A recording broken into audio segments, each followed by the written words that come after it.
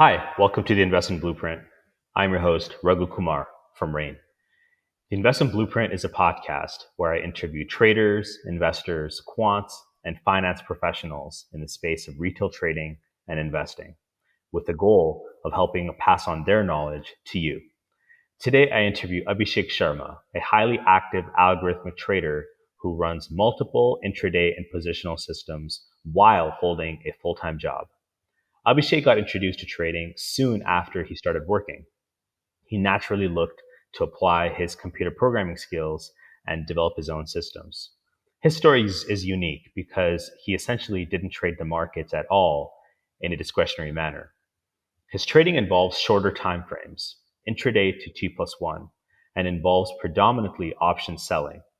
His trading philosophy is to try to diversify by using multiple uncorrelated trading systems. And the systems are such that the number of trades taken in a session are usually high. So today we're going to talk about Abhishek's entire journey as an active trader.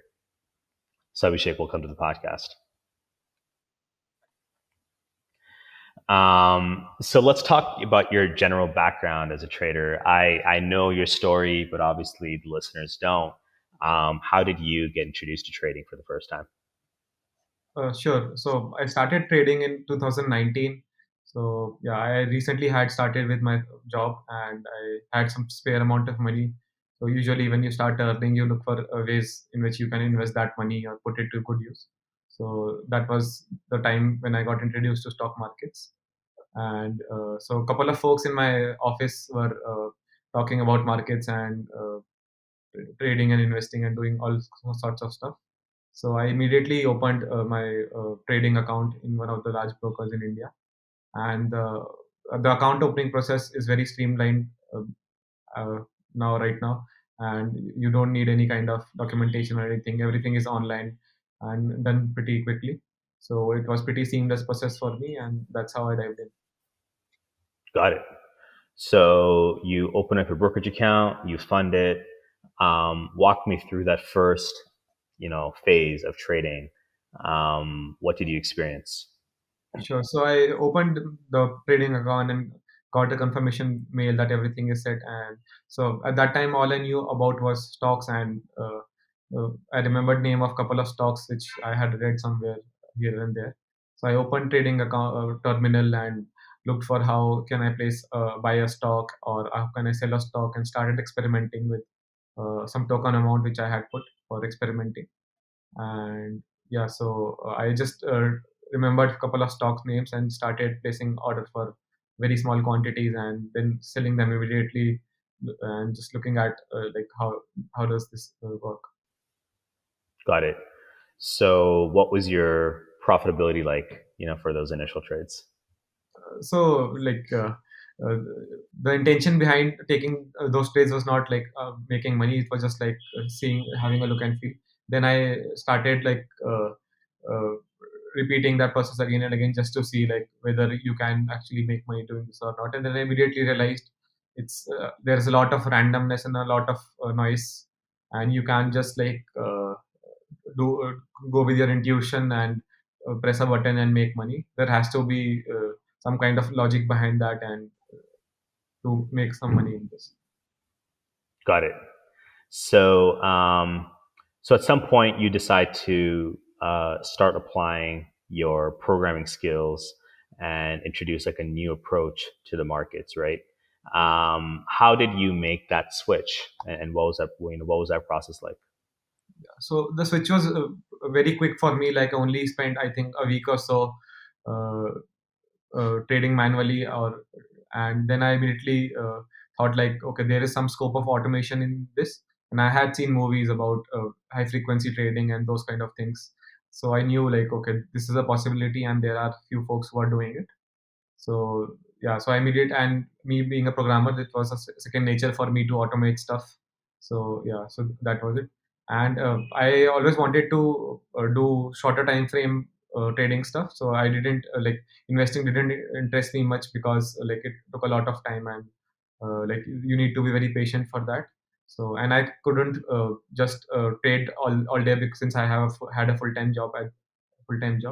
so I couldn't spend that amount of screen time trading manually. So there were, yeah, these two were the reasons I like uh, thought about automating this. How much overlap is there between the skills that you developed at, your full-time job and, building a complete system from scratch, in the markets? Yeah, so doing algo trading, in my opinion, at a retail level is more of a tech product rather than a finance product. So you need to have strong programming skills, and I had spent a good amount of time learning programming in my college years and also in my job. So yeah, so programming, I think like if you say talk about algo trading, I'll say it's more of tech. So since I had already had experience with that, so I thought I already have a head start, and eventually it turned out to be true. Yeah, programming plays a big role. Yeah, 100%. And I think that's a really good approach, when you approach trading as a technology thing, versus finance. So then at some point in time, so do you start making money right away when you introduce your first systematic, systems, your first systems, when you introduce them to the markets? Are you profitable right off the bat? Or, what is that process like to eventually become profitable? Sure. So my first few systems are based on uh, the indicators which are readily available for everyone in a broker's terminal. So I used to look for trading ideas on websites, and they used to talk about certain stock being bullish or certain stock being bearish based upon some technical indicators. So they'll have a stock name, and in their analysis page they would tell you like, okay, say like 40 out of 50 indicators are indicating this stock to be bullish, so it's a strong buy. So I thought like, how do they come up with this figure and how all this works? So I tried replicating the same thing in Python. So I I scraped stock data, trading data, and then I calculated the indicators, and then I tried to classify a stock as bullish and bearish. So that's how Okay. it is based. Yeah. So yeah. So, but yeah, to And answer the profitability question, it immediately failed for me. So, okay.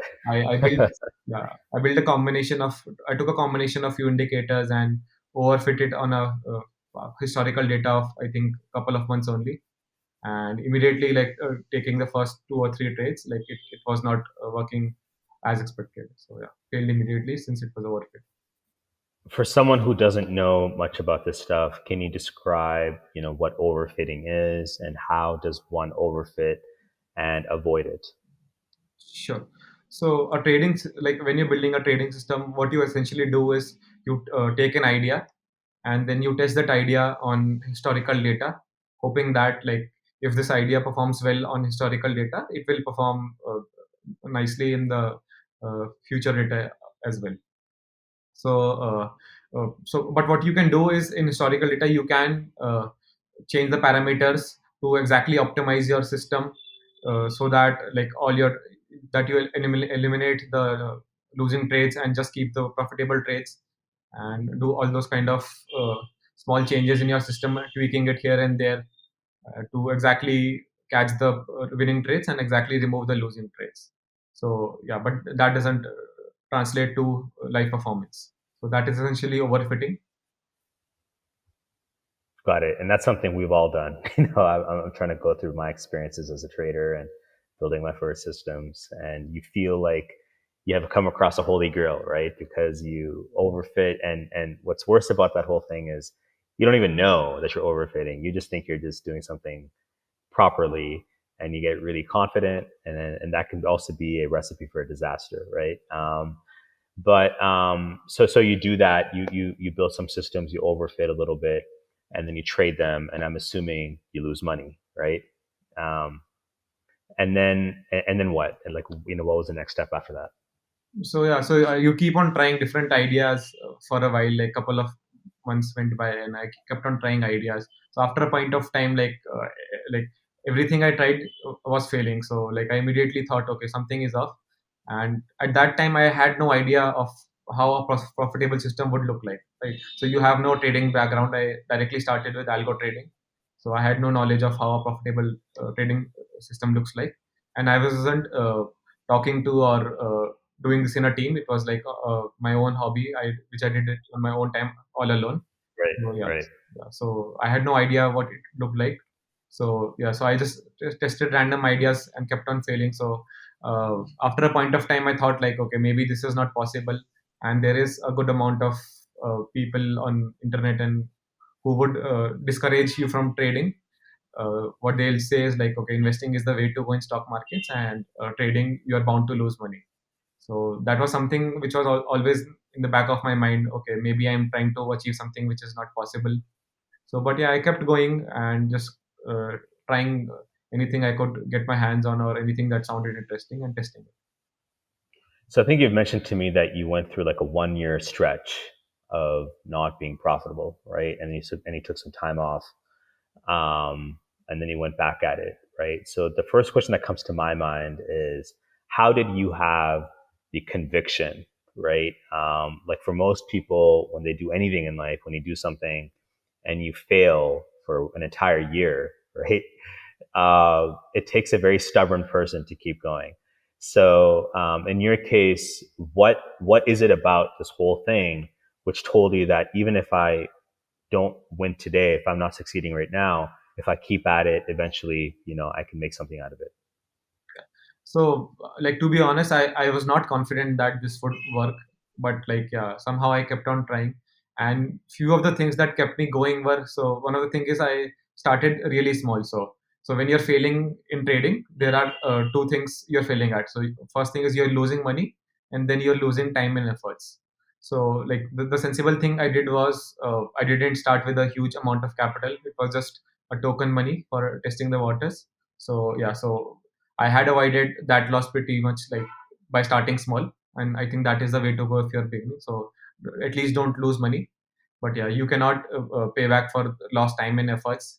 And I think that was the reason which kept me going. So I had already spent 1 year uh, trying to build a system, and I thought, okay, maybe if I dig deeper, I'll get this working. So yeah. Got it. So you took some time off, and then you basically, I think you mentioned you went on Twitter and things like that, and you read up on different things, and maybe you read some books or whatever. What did you learn in that process, which gave you the confidence to, go back to the markets? Yeah. So, like I mentioned earlier, I had no idea what a profitable system looks like, or neither did I know any of profitable traders. So, you are just reinventing the wheel.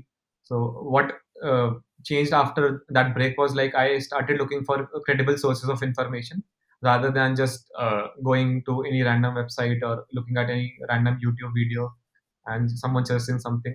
So, I like uh, read about some profitable traders who had credible track record in trading, and then I try to see, okay, what kind of things they are doing. So now then I also got introduced to risk management and money management. So I was looking for a trading system, but a profitable trading system would come up with a good strategy, good risk management system, and good money management tactics as well. So yeah. Got it. So let's talk about that. Let's talk about risk management, and then we'll talk about how you run multiple systems. But from a risk management perspective, generally, what is your approach? Risk management and money management. How do you think about the whole thing? Yeah, so different people would be comfortable with different amount of risks. So firstly you need to define like how much risk you are willing to take, and then so there are a lot variety of systems which you can trade in the markets, and they will have various kind of different kind of drawdowns and different kind of returns. And usually the higher the drawdown, and the higher would be the returns. That is how it usually goes. Higher the amount of risk you are willing to take, then that risk would come with greater opportunities as well. So you define this. Okay, this is the amount of risk I'm willing to take. That could be on a trade basis, or that could be on a monthly basis or a yearly basis. And then you look for systems which you are comfortable and that align with those kind of risk. Got it. So now let's talk about one of your kind of major things, which is you run multiple systems at the same time, right? So this is very different from my trading style. I don't trade actively right now, but when I do trade, I tend to go all out, on one strategy. um, so in your case, that's not the case. You're running, I think, like 8 or 10 different strategies. How did you come up with that approach? So let's start there. How did you kind of, decide to run multiple strategies at the same time? Yeah. So in my first year, I was trying to look for a system like that would not lose. Basically, trying to find the holy grail. So a system which has, say, out of say 100 trades, it would win 90 times, 95 times, those kind of things. But then eventually, when I figured out a couple of profitable systems, then I thought, okay, these are systems which are making money, but they don't win all the time and they don't perform well in all market conditions. But at that time, I knew, okay, so this is a rough idea of how a profitable trading system could look like. But this will work with certain terms and conditions only in such market conditions, or only it will work only 60% of the times, but still it is making money. So I thought, okay, if I can come up with one, I can come up with another system which will perform similar to this, but at a different time, and hence reducing the drawdowns or the time under drawdown. So yeah, so that is the intuition behind it. And obviously, you can take a bunch of systems and backtest them together and see the performance, and that will tell you, okay, trading them together is actually improving your results. Maybe it is reducing the risk, or either it is increasing your returns, either of the two. So that's what you're looking for. You're looking for, if I add a system, does it either increase the overall profitability or reduce the risk? Yeah. Mostly it's about reducing the risk, because systems are like the kind of systems I trade are fairly similar in terms of returns. But yeah, but they give those returns at different times. So, but if I trade them together, the risk goes down. Got it. Got it. How do you think about other types of risk management? Like, for example, like, having stop losses or even like profit objectives and things like that, and also bet sizing. I depend on stop losses a lot. Some people might disagree. Like there are a couple of folks who wouldn't recommend trading with a stop loss, and a lot of people recommend stop losses as well. So I think there are multiple ways to make money, and whatever you are able to find and stick to is the way to go. So I highly depend on stop loss. So I trade very short time frames, and there are multiple trades happening uh, every hour and every day. So yeah, it is dependent upon Got it. stop losses. So yeah, I used to. Got it. Use them. Yeah. Can you describe your systems very high level, like the number of systems you use, and just generally, what is the general idea that it's trying to capture? Sure. So the idea for multiple systems is, okay, I have an idea, I test it, and it is profitable. Then when I want to introduce a new system, what I look for is the idea behind the second system should be at least slightly different than the original idea. Otherwise, it's like you're trying to exploit the same edge. So what I Right. try to do is uh, come up with systems which have entry points at different times of the day. So that will make the systems different. Or what you can do is one of the systems, like if you are using stop loss. So just an example, like if one of the system has a 0.5% stop loss, so I'll try to come up with other systems which have, say, a 1% stop loss. So depending upon if the market is less volatile or more volatile, they will Hmm. perform well. Hmm. So these kind of things Got it. I'll try to look. Got it. And actually, what I meant by that question was more like how many of your systems are like positional, intraday, and what are they trying to exploit generally? I think you mentioned to me you have some, option selling systems. Can you just generally describe the systems, themselves? Yeah, so uh, I predominantly am an option seller because I want systems which have lower drawdowns and a higher win rate. So that is my comfort zone. So that is what I go with. Uh, so yeah, so to talk about systems, what they basically do is they capture momentum in the markets, and I trade them very frequently, so that like I can allow the law of large numbers to come into play. Got it. So let's talk about that. Let's talk about law of large numbers because that's something you mentioned to me earlier. And how do you use, the law of large numbers to your advantage? Yeah. So, talking specifically about the Indian markets, the amount of intraday options data is limited. So, it is limited to, I think, if you're trading weekly options, it is around 4 years of data which you have. And if you're trading in index, Nifty index, it is even less. So, you have limited amount of data. Now, uh, on that data, if you come up with a system which in 4 year of historical period it can take say 50 trades, and another system which can take 500 trades. So so naturally, like, the statistical significance is with the system which takes 500 trades. So that is one of the reasons why I prefer a system which trades very frequently. And also another advantage, that is that, so suppose thought think of going live with a system, and that system only trades say once every month, right? So now, even to find out whether that system is profitable, and say that system has a 60% win rate or 50% win rate, so out of the 12 months it is only winning 6 or 7 times. Now, to even to find out whether the system is working or not, gives a wait period of at least 6, 7, 8, 9 months, right? And maybe I start and in Hmm. a bad year, then I have no idea whether this is just a random coincidence, or the system is actually not up to the mark. Contrary, so Got it. if I trade a system which is trading say a couple of times every day, or at least couple of times every week, so you have some amount of data in a month to do some analysis and take the decision. And yeah, and talking about specifically law of large numbers, so suppose a system has an average expectancy of a win rate of 60%, right? So out of 100 trades, it will win 60 times, and like roughly, like, and it loses 40 times. So that is very easy to calculate, easy to realize. But however, if a system is only trading say 10 times, right, and you have a bad trading year, so and you only end up winning 4 times or 5 times, so you wouldn't realize your true potential of the system. So that is basically the idea behind Sure. all of large numbers. Got it. So you mostly started trading, kind of as COVID, kind of did its thing around the world, right? And the markets, fell a lot and then have come all the way back up.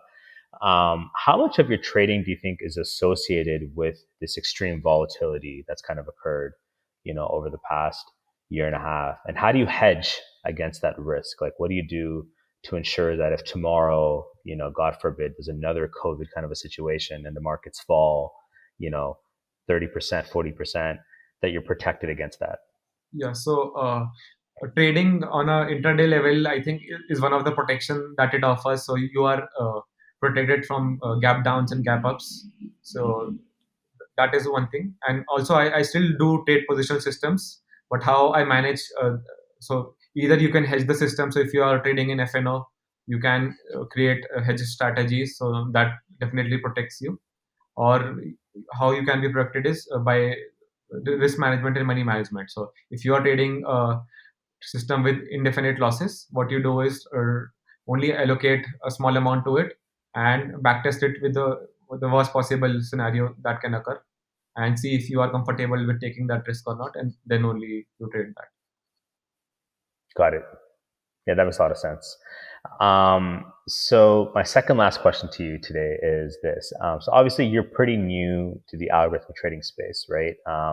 Like I placed my first algo trade, I think in 2006, right? So it's been like, I consider myself old now, but I've been trading algorithmic, I guess, for 15 years now, right? And for you, it's like what, like 1 or 2 years. What about the space, really excites you? And what about the space? Do you think, like there's something lacking which you think is going to change in the future? uh, the exciting part is, I think, obviously there's a lot of money to be made. Yeah. So, so Right. Right. I've read stats like stating that in US markets, there is a heavy percentage of the trades are taken by automation, and as compared to Indian markets, that percentage is quite less as of now. It's obviously growing, but not as much as it is in US. So I think that is some kind of edge which could be exploited. So that is a factor. And talking about the missing part, I think First of all, I think in last couple of years there is a dramatic improvement and a dramatic increase in participation in algo traders in India. So a lot of brokers are now providing APIs. A lot of brokers are providing Yeah. APIs for free, and Yeah. yeah, and even the data vendors are now actively approaching and providing good quality data to people. Yep. And yeah, and also there are people like you who are doing rain fund, and so there are few other players in the space who give you algo trading strategies which you can subscribe to and make money out of.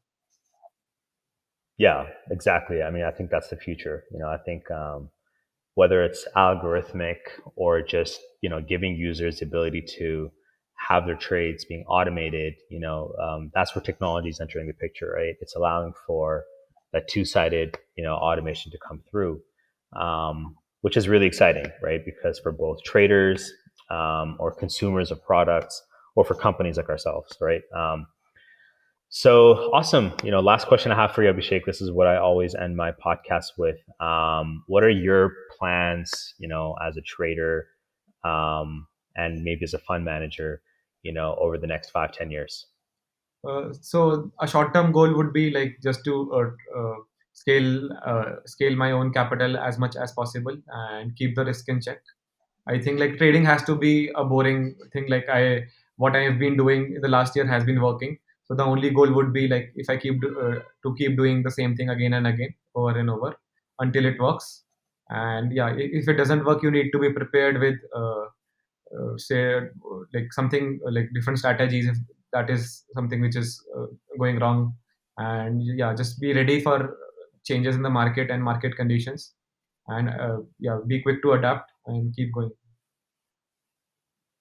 That's perfect. I love that. This idea that it needs to be boring in order to, in order for it to work. It's almost like a sport, or working out or something, right? It needs to be a super boring process. I love it. So, thank you so much. It was a really nice conversation, man. And I personally learned a lot. And keep it up. We'll talk soon.